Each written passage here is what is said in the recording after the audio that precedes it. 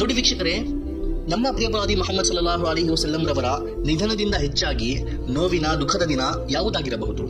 ಆದರೆ ನೀವು ನೋಡಬಹುದು, ಹಜರತ್ ಅಬೂಬಕರ್, ಹಜರತ್ ಉಮರ್, ಹಜರತ್ ಉಸ್ಮಾನ್, ಹಜರತ್ ಅಲಿ, ಹಜರತ್ ಬಿಲಾಲ್, ಹಜರತ್ ಫಾತಿಮಾ ಅಥವಾ ಹಜರತ್ ಹಸನ್, ಹಜರತ್ ಹುಸೇನ್ ರದಿಯಲ್ಲಾಹು ತಆಲಾ ಅನ್ಹುಮ್ ಅಜ್ಮഈನ್ ಯಾರೂ ಕೂಡ ವಾರ್ಷಿಕ ಈ ದುಃಖವನ್ನು ಆಚರಿಸಲಿಲ್ಲ.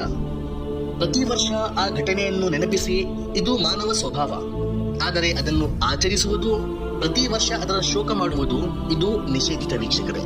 ನಮಗೂ ಹಜರತ್ ಹುಸೇನ್ ರದಿಯಲ್ಲಾಹು ತಆಲಾ ಅನ್ಹುರವರ ಶಹಾದತಿನ ದುಃಖ ಇದೆ. ನಾವು ಕೂಡ ಆ ದುಃಖವನ್ನು ಅನುಭವಿಸಬೇಕು.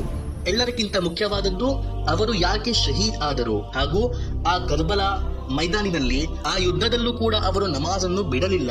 ಇವೆಲ್ಲವನ್ನು ನಾವು ನೋಡಬೇಕು. ಅವರ ಜೀವನ ಹೇಗಿತ್ತು ಅದನ್ನು ಫಾಲೋ ಮಾಡಿ ಅವರನ್ನು ಸಂತೋಷ ಪಡಿಸಬಹುದು ಹಾಗೂ ಪರಲೋಕದಲ್ಲಿ ಅವರನ್ನು ಪ್ರೀತಿಸುವ ಜನರಲ್ಲಿ ನಾವು ಕೂಡ ಶಾಮಿಲ್ ಆಗಬಹುದು. ಆದರೆ ಈ ರೀತಿ ಶೋಕ ಮಾಡಿ ನಾವು ಅವರ ವಿರುದ್ಧ ಆಗಿ ಅವರಿಂದ ದೂರವೇ ಆಗುತ್ತೇವೆ.